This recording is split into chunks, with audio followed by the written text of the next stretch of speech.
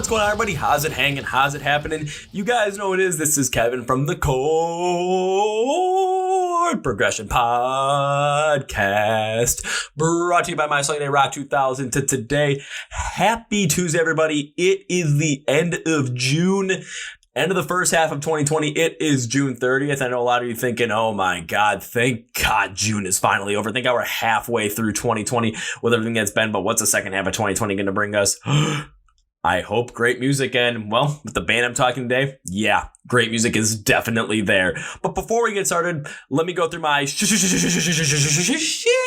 plugs so that, you know, I always do this because if I had advertising, which still working on, just not really connecting with a lot of companies that really want to advertise with us right now. There's some that do, but it's just what they want out of it is just not mixing in with what I want to do. So it's just not working out right now. But please follow My Song of the Day, Rock 2000 to today, on all social media platforms like Facebook, Twitter, and Instagram.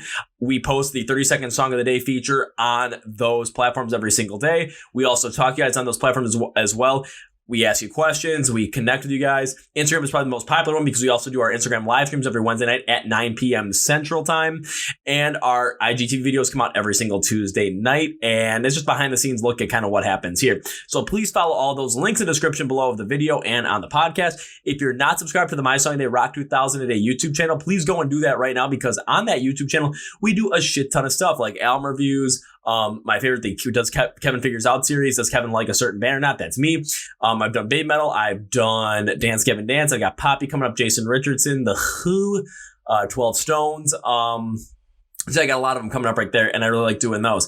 And that's also where the Chord Progression podcast videos live on the My Sunday Rock 2000 Day YouTube page. So please subscribe to the page. You can also listen to the podcast on Spotify, Apple Podcasts, and Google Play. Links for all this stuff in the podcast notes or in the description of the video. But now let's go to our featured presentation because I honestly don't remember how I found these guys. Because one thing I've been saying is Italian metalcore has become one of my favorite things I found this year because I remember when my buddy first said, hey, check out this band called Stain the Canvas. And I did. And I got into them and I'm like, okay, then I got into Elon. Then I interviewed Waves in Autumn. Dead Like Juliet, I've tried to get them on. There's a lot of bands that like I've been able, or Deep as Ocean as well. There's so many of these great Italian metalcore bands I've been getting into. And this one is also on that list. So I believe they may have contact or like something that we put out there for like a video or a post or something. And then I looked at their stuff and I saw Italian metalcore and I'm like, ooh, this hasn't let me down yet. So let's go and jump into their album. Their band is called Median. Their album is called Aurora. And I listened to it and I'm like, holy shit. This is like lighter style metalcore, but it is damn good. And there's so much range in there too. So it's not just specifically lighter. So I'm like, okay, let's see if we can get these guys on the podcast. We were able to. Unfortunately, I wasn't able to have as much time as I wanted. So here's the first part of this interview because we'll do a second part later down the line. But we go through a deep dive of two of their best songs, in my opinion. You really get to know the band. And I think it's absolutely fantastic. So please enjoy my conversation with the band Median. Are you guys ready? Ready for this? Let's go! Yeah! Well, ladies and gentlemen, boys and girls, listeners of the Chord Progression Podcast, as you have found out that one thing I've really gotten into this year has been Italian metalcore. We've had bands like Stain the Canvas on, I think Waves of Autumn. I've gotten into a couple other bands as well, and I found these guys, and I listened to their debut album called Aurora, and I just have to say this. Holy shit, was it fantastic. So I asked if they wanted to be on the podcast, and here they are today. So, ladies and gentlemen, here are the guys from Median. Guys, welcome to the Chord Progression Podcast. Hello, thanks. Thanks for having us. Oh, thanks for being on. Well, let's get started right away because I know we're in a little bit of a time crunch. So if you guys would mind introducing yourselves so everyone knows who you are, just kind of, say your name, what you do in the band, and anything else you feel like saying after that. Anything can be wacky, can be professional, whatever the hell you feel like. All right. I'm going to start. I'm Stefan. I'm the bald drummer. Yeah, that's it. That's a good start. I'm Bodo. I am the lead, the guitarist and clean singer. I'm Viti, and I'm the lead vocalist. Hello, I'm Michael, and I play the bass guitar. Alrighty. Well, we got those introductions out of the way, and now I really want to jump into this album that you guys created called Aurora. It's your debut album. It was released in May of 2020. When I stumbled upon it, first thing I wrote on this one is, holy shit, is it good? So I want to start out with that specifically. So when it came to writing this debut album, why would you guys, like, basically, let me put it this way. What was the inspiration behind writing it, and why did you pick the style of metalcore that you did? That's a really tricky question. Can I explain? Explain. Okay, he has like the vision, like Udo, the guitarist and clean singer. He's like the creative mind in songwriting. Almost every single week, he sends us a new song he wrote, and we jump in and just add our style to it, and that's it. We're working on it for 2 years now. Yeah, about 2 years. And he has, I think he has maybe already material for 4 more albums. Whoa. So it's nice to have a guy like him. Like, sweet. So if you got material for 4 more albums, you only put out 1 so far, and I thought it was absolutely fantastic. I'm wondering what's going to happen with these next 4, if he's got enough material for that. Did I fuck that up or something? Because No.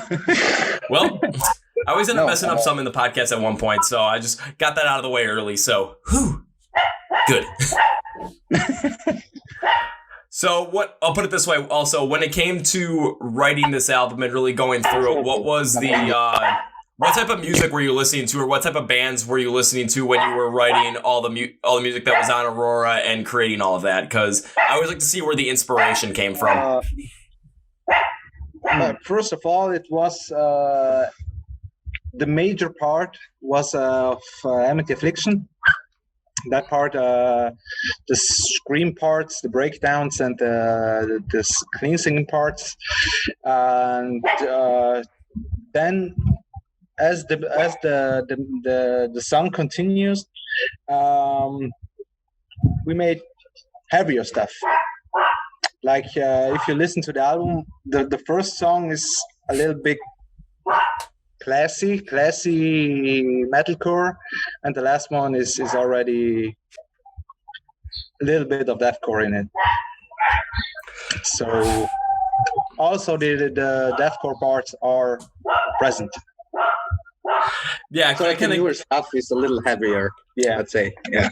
Yeah, because I got a little bit of the feeling of that, where at times there were some lighter parts to the album, and there were some parts where you could tell there was some deathcore inspiration there as well. And I thought that it was something that it really stuck out to me incredibly well, especially the parts of the music where you were focusing on what I thought was like, it was the metalcore sound, the metalcore instrumentation, but it had a lighter feel of it compared to other bands that are in metalcore right now, especially more of the prominent bands in metalcore right now, because a lot of them are really either focusing on what I would say is either like really heavy stuff, or they're focusing on metalcore with a lot of electronic influence on there, especially because you brought up Amity Affliction. Listening to their most recent album, there was a lot of electronic influence on there.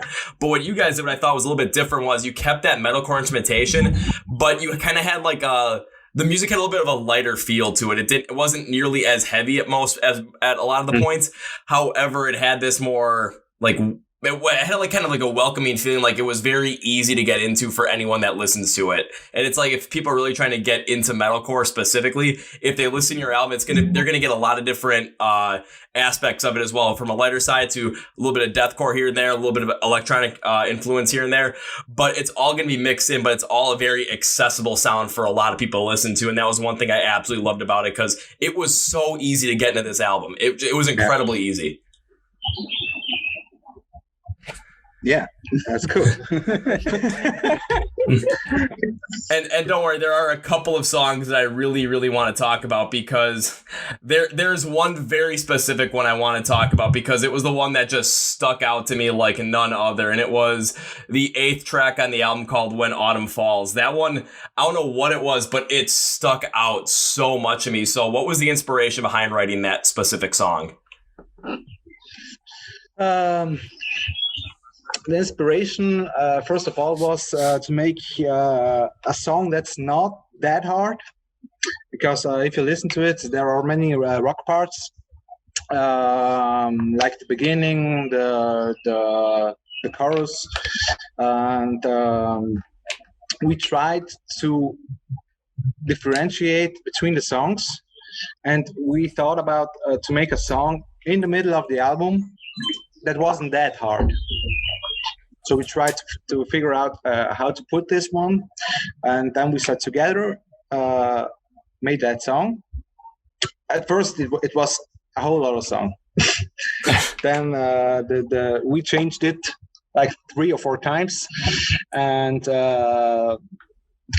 let it listen to our friends to make it accessible for also the pop group. And a pop group. Okay. Yeah, it has a very catchy chorus, and we thought to make it in the middle, between the middle and the end. And the inspiration came mainly because we started the band in autumn, and so we wanted to make a song about ourselves. So we called it When Autumn Falls, and yeah. So the song is it all about you guys forming the band and coming together and creating music, or is it a story about just from everybody coming from different backgrounds to getting to the band together? So I'm just trying to figure out where this song really focuses on. Yeah, the second one. Okay, it was primarily the way we came together, but finally we made it a song accessible for everybody. Oh, and it very easily is accessible for everybody, because I remember listening to it and hearing the intro, because it starts out interesting, because it sounds to me like it starts out like a song like Fireflies by Owl City. So it's going to be, that's like the first thing I thought about. I'm like, I was very curious to how it was going to continue on, because for me personally, I'm not a big fan of that kind of sound. So I'm like, okay, how are you guys going to progress this to the next part? Once you get out of that and really go into the full intro, it kind of gets more into this feeling of something like Get Scared. Like with like more of like a pop punk feel to it, and because you had the metalcore drumming, it was heavier drumming mixed with like some pop punk feel, some electronic influence. And normally when I listen to songs that have a lot of that in there, especially in the intro, I'm not a big fan of them. However, what you guys did on this one is just the mixture and the way everything is balanced between those parts. From that intro, it brought me in right away. I'm like, okay, this is definitely something that it has a lot of different parts in there. However, all the parts work together so well that I'm like, you know what?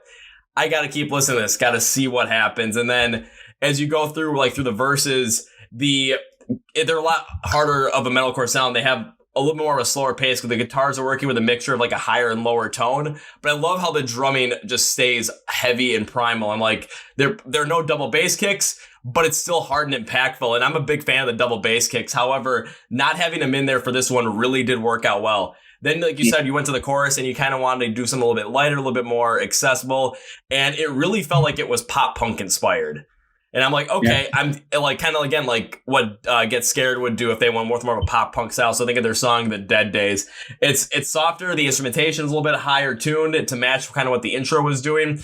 Your drums, again, keep that same impactful style throughout. And honestly, the pre-chorus transitions from the verse to the chorus absolutely perfectly because the guitars match with what the chorus is doing, but the drums don't change. So it's easier to kind of ease into it. It's a weird transition, but it absolutely works. And I love the mix because it kind of also reminds me of like a mixture of like Get Scared and A Day to Remember at times, but also lighter and accessible. And I'm just like, I don't know how all this mixture of it worked out in this specific instance, but I remember because I just got back from vacation. I was hanging out with my family for like a week, just on a lake fishing. And there were plenty of times where all of a sudden, like I just turn on this song while I was fishing and just listen to it and just kind of like, okay, after about 3 other songs, I'm like, I kind of want to just jump back to When Autumn Falls. I don't know why. I just keep jumping back to it. And I had my little cousin sitting next to me. He's like, what the heck are you listening to? I'm like, you like it? Yeah, what is it? So I'm like, I'm converting my little cousin into this stuff. Let's go. Okay, cool. But do you saw the video or do you listen to it on Spotify?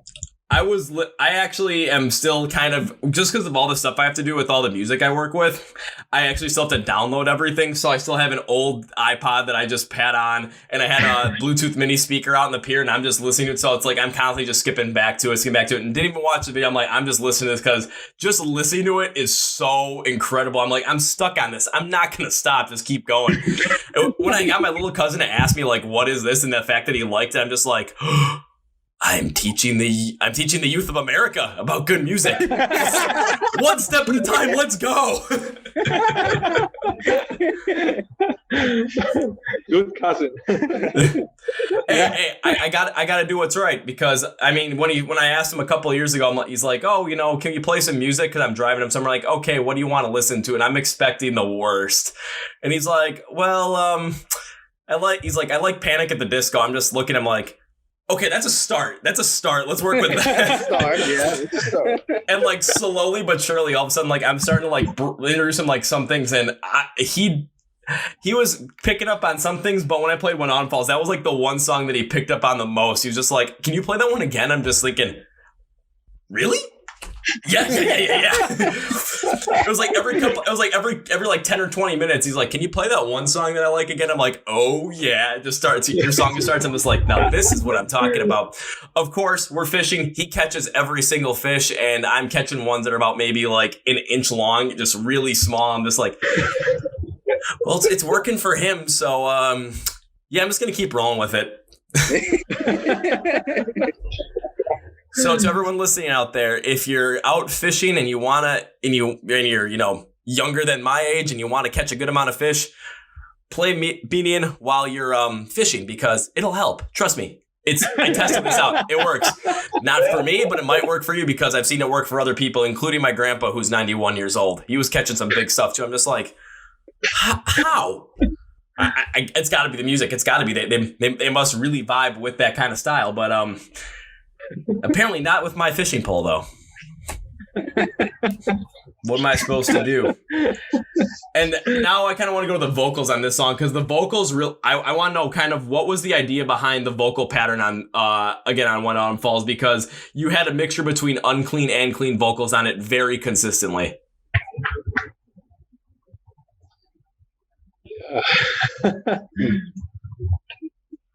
We made it. Just that's just it. First of all, we wrote the chorus, and because of the pattern of the music itself, we thought to make it a clean part. Also, like the pre-chorus, and first was the chorus, and then we made the other parts. But also not only the vocals, but the whole song itself.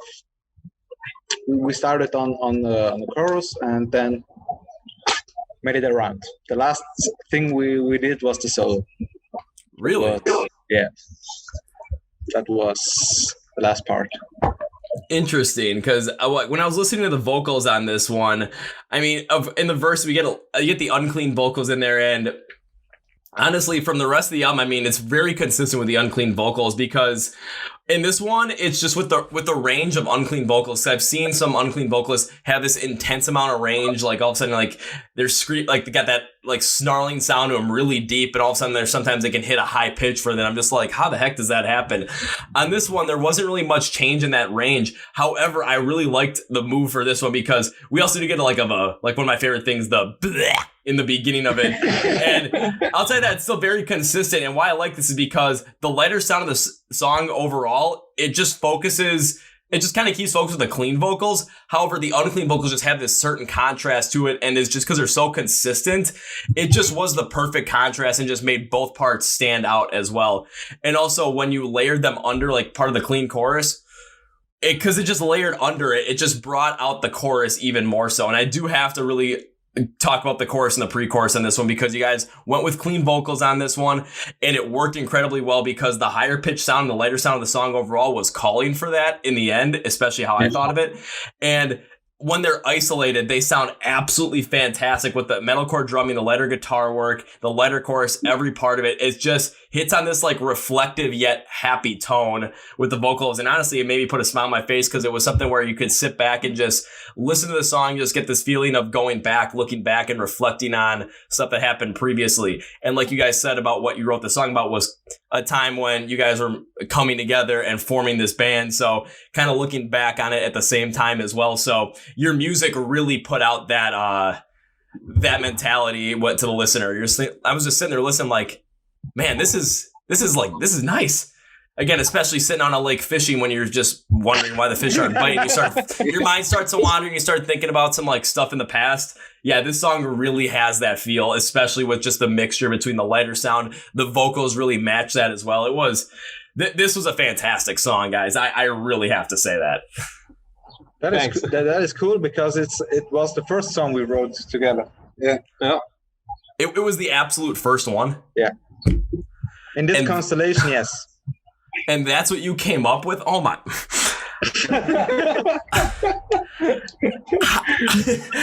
I don't want to say like, oh, it's, beginner's luck, because there's no way that you started this out and were just lucky with it. I mean, my God, this was absolutely incredible.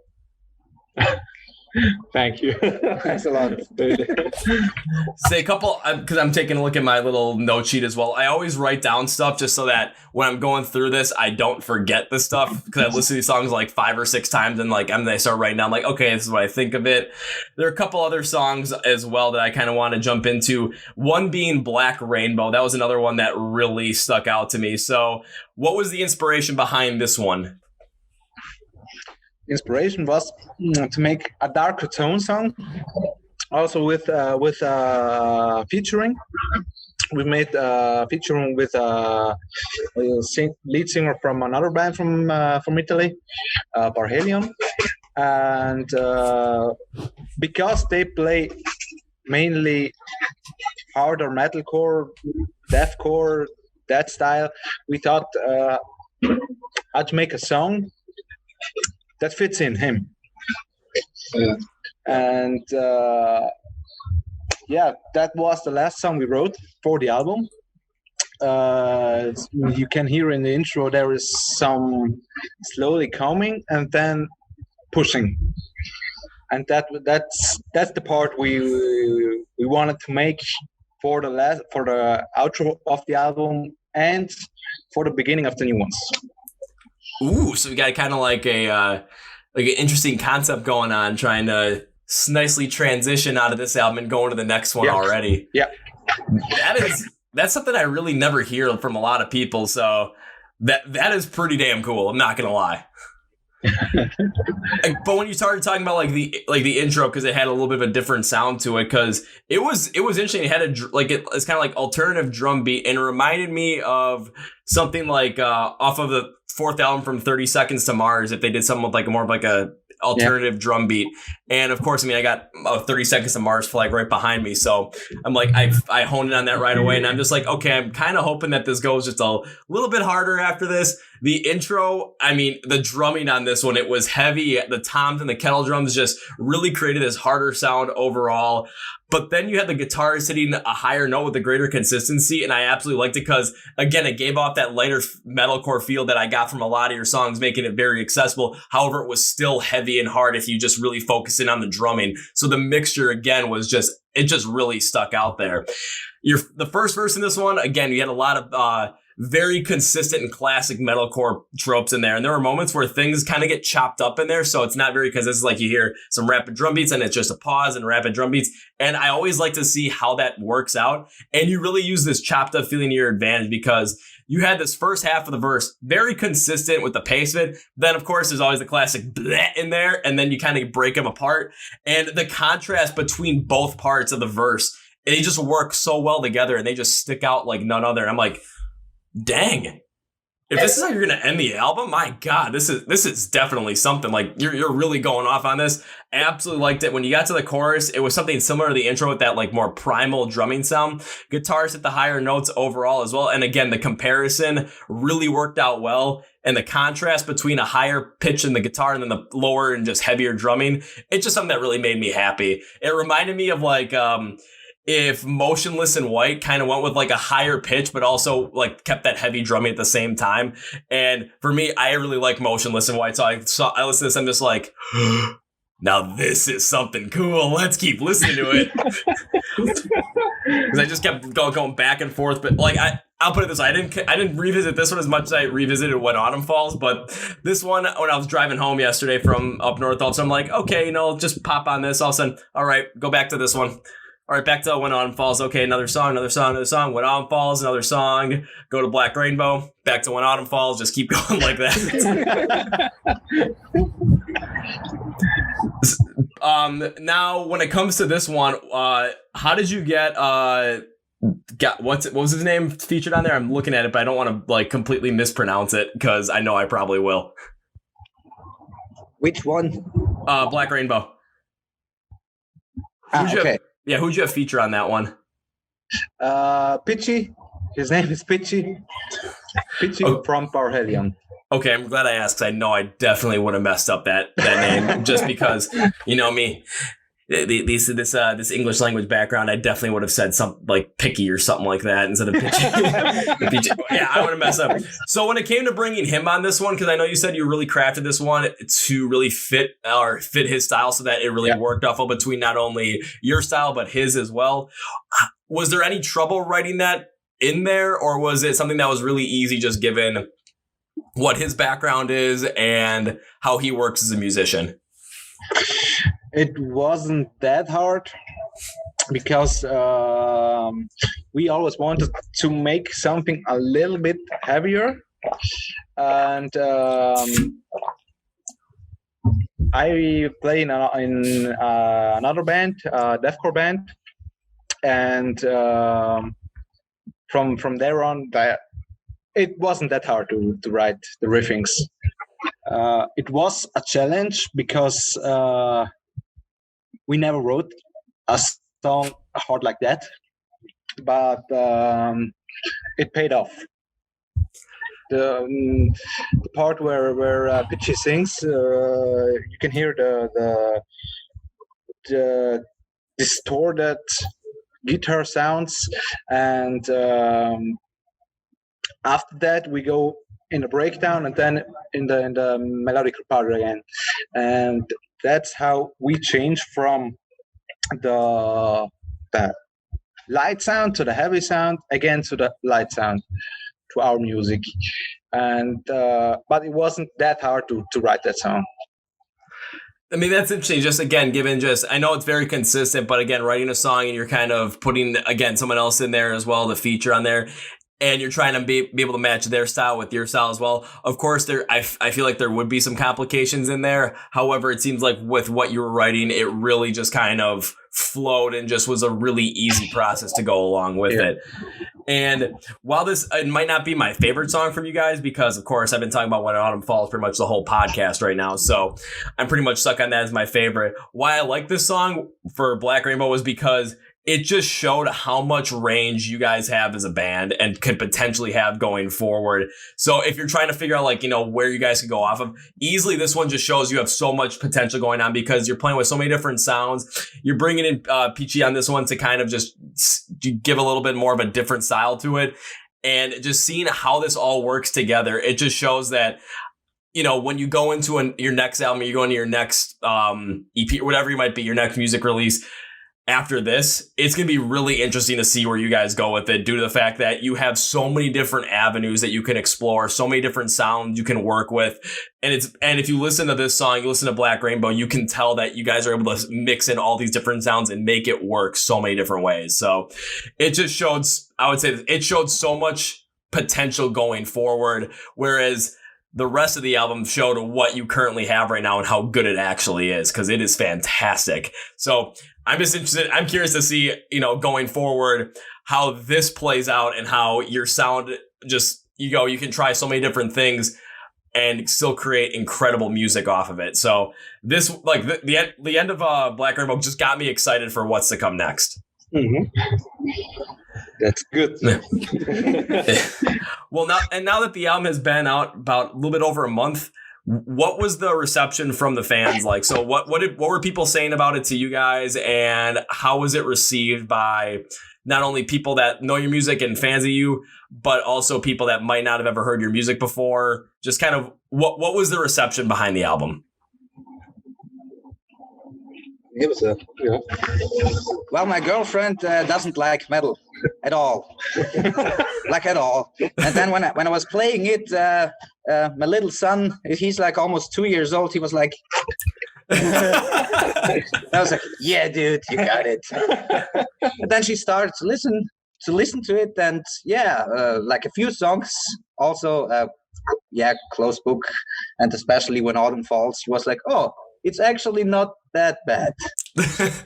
So I said, yeah, that's good news. That's already like very good. Research. Yeah, I was gonna say, if you can get someone that really doesn't like that sound at all just to listen to your style of metalcore and say, well, this isn't all that bad, you're making progress. Yeah. What about the rest of you guys? Any people reach out to you otherwise to listen to the album and say, hey, I really like this? Or when you posted it, you're promoting it like on Twitter, Facebook, Instagram, wherever you might be promoting it. What were the comments that were coming through that you saw that maybe been like, people supporting the album, what they thought of the album? Do you remember any of that? Yeah, overall, they're supporting us in a lot of ways. And that's very cool. Also, my friends at work, they don't like metal. They always say, metal, it's too hardcore for myself. And then they say they like the chorus, because there are a lot of catchy sounds in there. And yeah, it's cool to hear that from people, from my friends at work, and also from my family. And also the reception on Instagram, and we also saw it on Spotify, because we uploaded the album 2 months ago, and already have about 2,000 streams. Yeah, and that's really cool to see that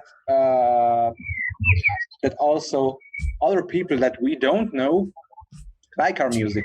Like the first song we made online was a cover of Eye of the Tiger.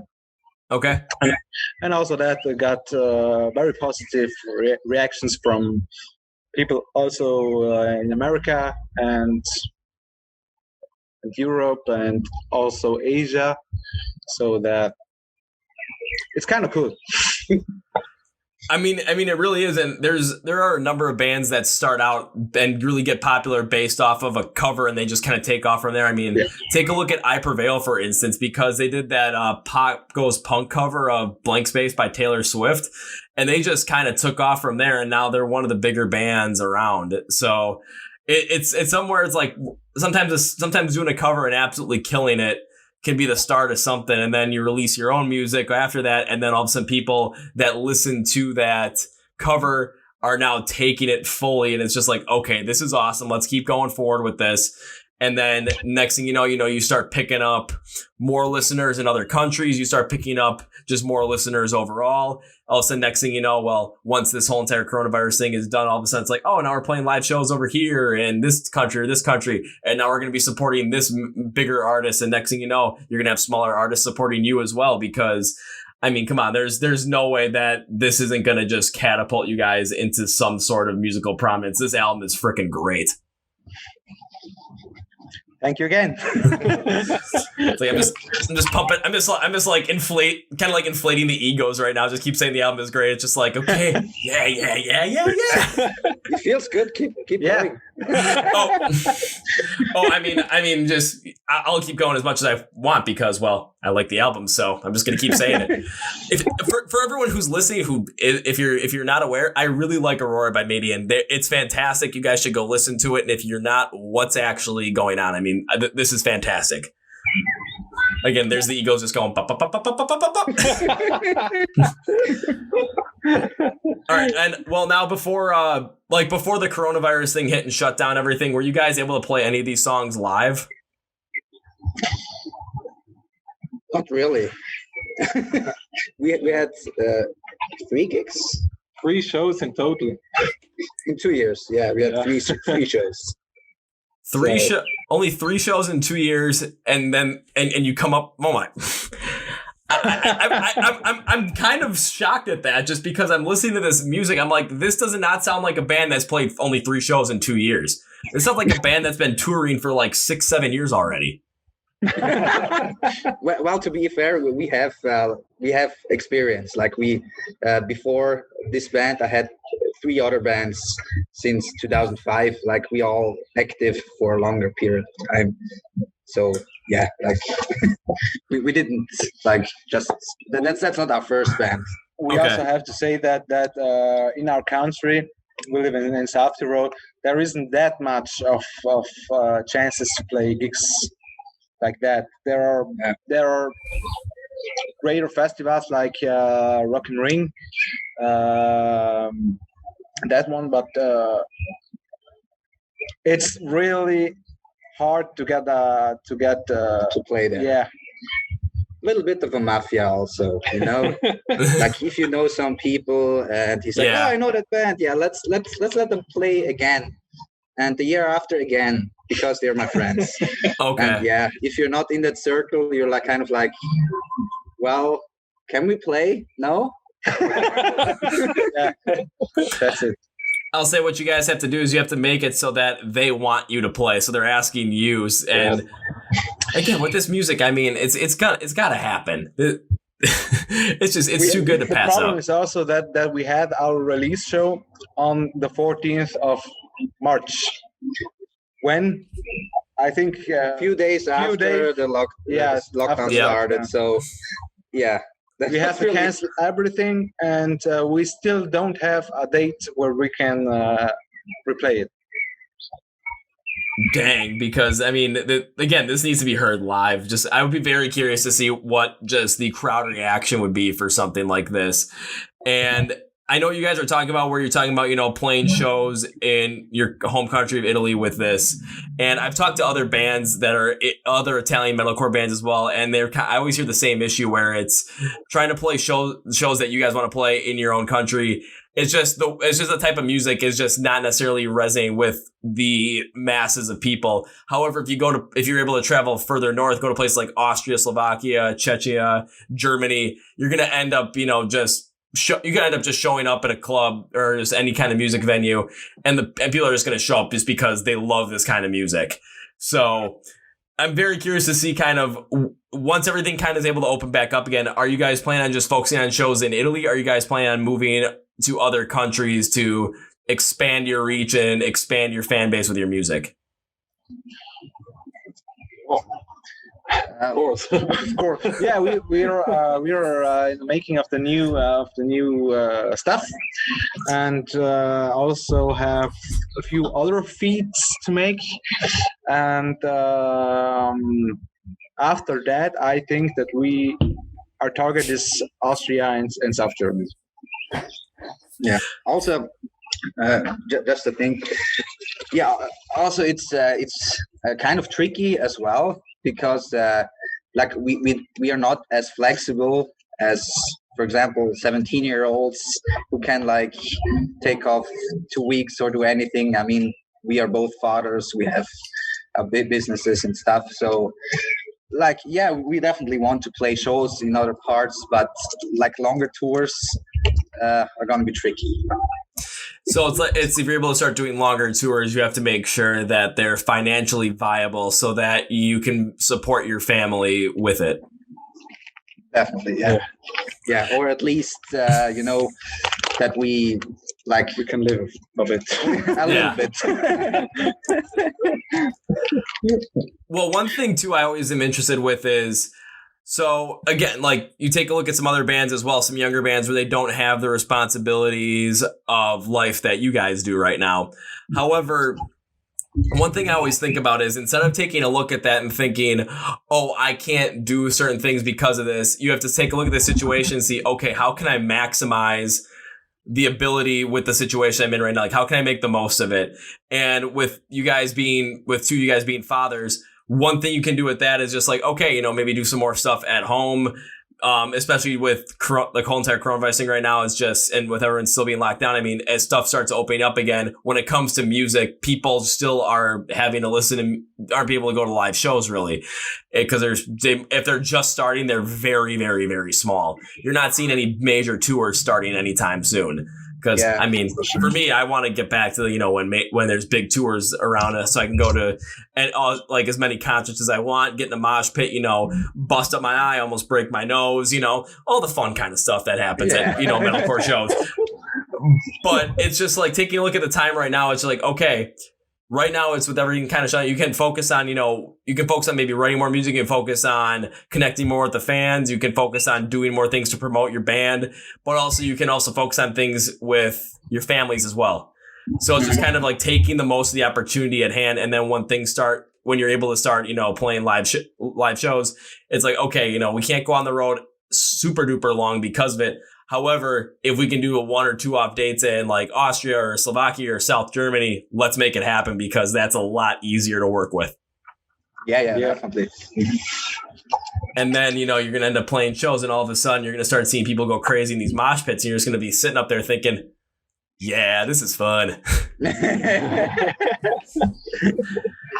And during the 3 shows that you guys have had previously, have you had any like crazy stories that happened during those shows, or is anything that like really sticks out? Because I always love hearing some crazy stories. For the gigs, not really, but we made a song 2-3 months ago, a new one that isn't on the album, just an instrumental one.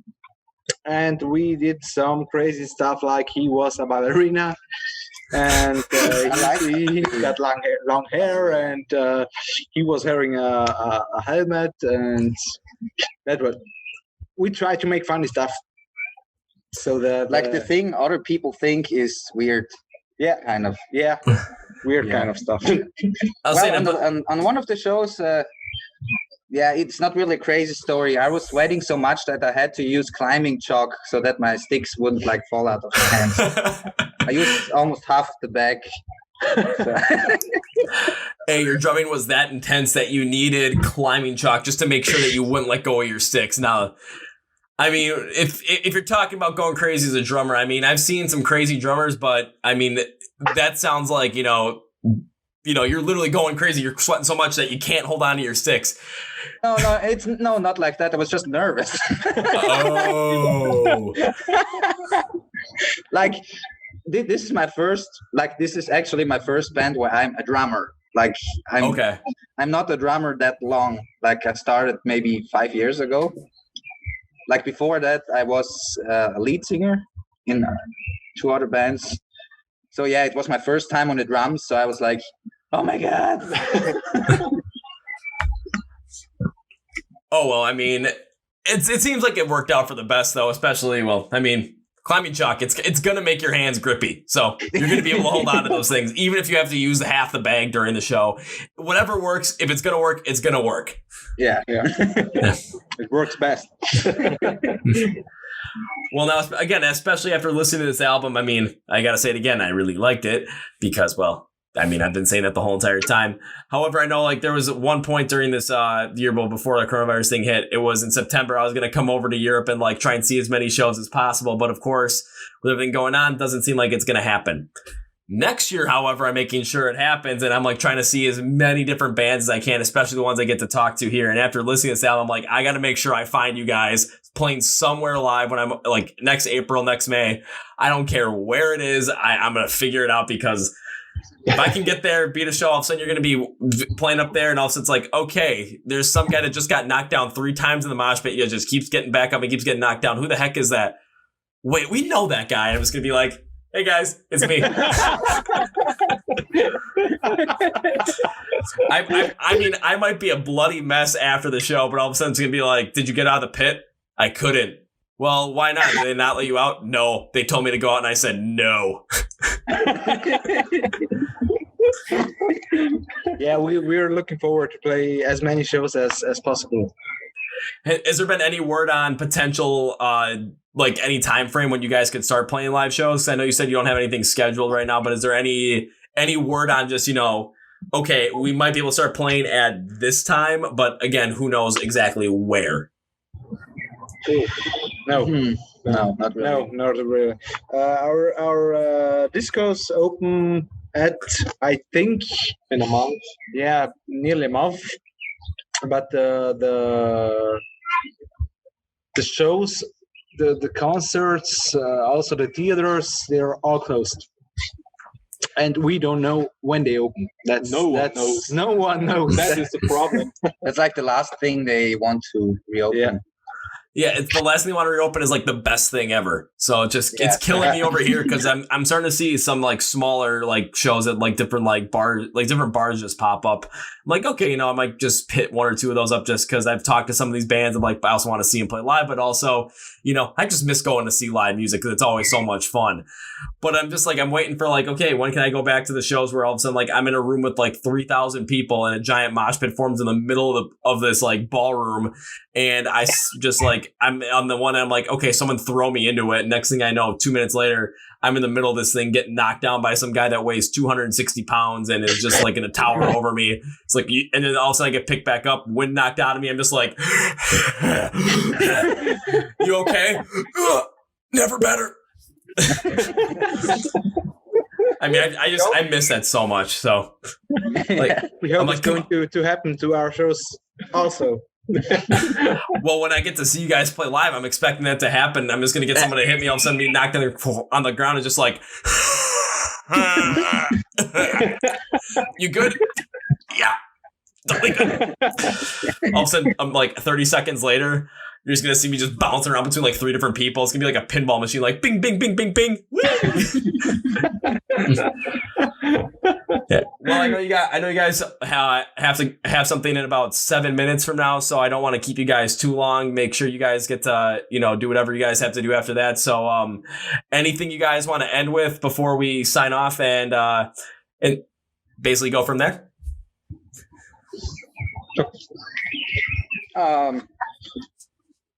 Well, first of all, thanks for having us, even with our language issues. But I think it worked out quite well. And we appreciate you really pushed our egos. Yeah, thanks a lot.